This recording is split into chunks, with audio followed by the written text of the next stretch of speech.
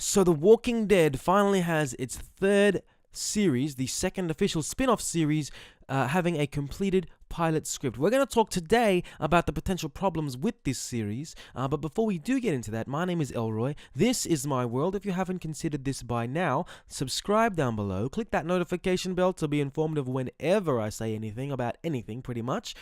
Also, click the like button if you enjoy this video, and below is where to leave a comment talking about anything that you want to talk about regarding this. So, we're going to get into this right now. The Walking Dead has its second spin-off series, which is, as I've covered before, a show that focuses on the next generation of survivors, led by two young female protagonists.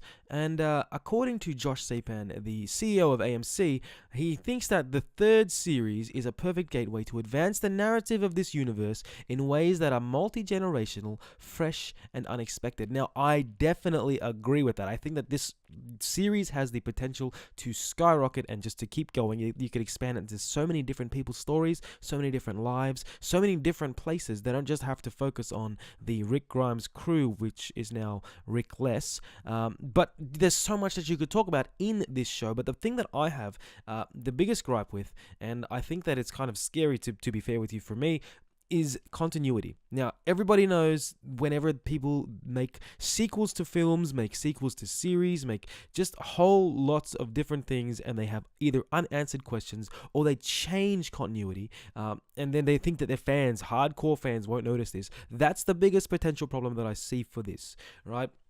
Because there are things that could be established in future seasons of The Walking Dead. Now, I just want to say, just while I'm talking about The Walking Dead very briefly, Fear the Walking Dead Season 5 starts next month. The Walking Dead is going into its 10th season. That is some incredible milestones for a show that I'm pretty sure nobody thought would go anywhere. Let's be honest. I don't even think the actors thought it was going to be the greatest thing in the world when they first got cast, and now they're pretty much household names. So that's pretty epic in itself. Fear the Walking Dead starts next month. I'll just go there.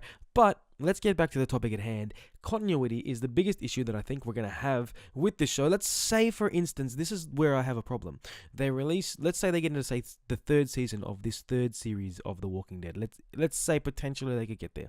And The Walking Dead is up to season 13, and they basically reveal something that completely negates everything that's gone on in the future series, because we now know about this from a different perspective. That sounds stupid, right?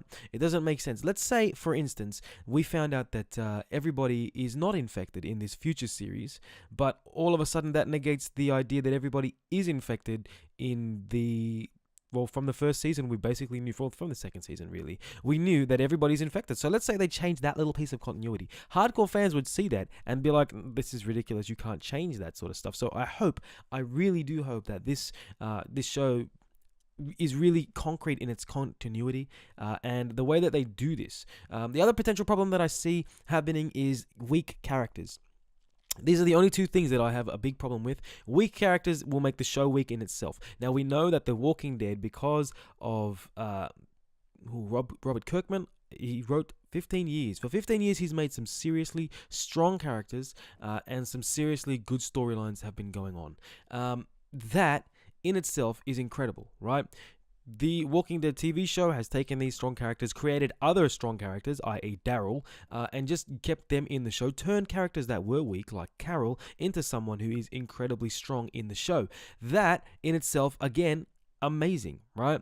But if this show does not have the kind of characters that are like Daryl, that are like Michonne, that are like Rick, that are like Carol, it's just gonna... I feel like the show could die in the water. Even Fear the Walking Dead has some seriously strong characters. I could think of two off the bat, are Alicia and obviously Morgan, who started in The Walking Dead. But there's so much that you could do with this show as long as the characters are strong. Now, it does say that it's going to be led by two young female protagonists, and I have a lot of hope and a lot of hope and confidence in the fact that these two female characters can be really strong in their own right. I don't want some sort of feminist spiel pushed on me because it's The Walking Dead wants to be all woke and stuff like that. I don't need that. What I need is some great characters, some great plot development, some great character development, and then a great story that is all rounded and perfect and great. That is what I'm looking for, right? We have, and I've said this in the last video, we have great female characters, great female role models. Buffy the Vampire Slayer, just gonna say this right now, is a great female role model for women. That show is still being dissected in terms of how strong it was for women. Her character, strong. Willow in that show, if you haven't seen Buffy, also strong in her own right, and she starts off as this little sort of weak, nerdy girl, and she becomes someone that's incredibly strong. We need characters like that and character development like that, and that's what I'm looking forward to in this new series. Now, Matt Negrete, who's a writer on the show, and he basically said writing and producing for the original series has been the job of a lifetime, and I'm honored to be working with Scott and all the fine dead folks at AMC in this new capacity. I can't wait for the fans of the franchise to see what we've been cooking up. Now, I hope, seriously hope, that Matt Negrete takes the sort of Angela Kang style of writing with this series, with his new show, because Angela Kang season 9 has been, I feel like, one of the greatest seasons since season 5 and 6, right? This season was just incredible. If you haven't seen it, get it out there and check it out. I'm sure you can stream it on a number of platforms, so watch season 9 if you're a Walking Dead fan and you haven't caught up yet. Now is the time to do that, because spoilers are not good, and I will try as hard as I can not to give any spoilers away in any of these videos, so I don't really want to ruin it for anybody who hasn't seen the show or hasn't seen a movie that I may be talking about. But look, that's my two big key gripes with the possible potential problems for the next Walking Dead series. If you have anything to say, or you're worried about any different thing that could happen, please let me know in the comments down below. Otherwise, if you want to hear more about topics like this, other TV shows, movies, gaming, or even books, please consider subscribing to my channel and clicking that notification bell to find out whenever I say anything at all.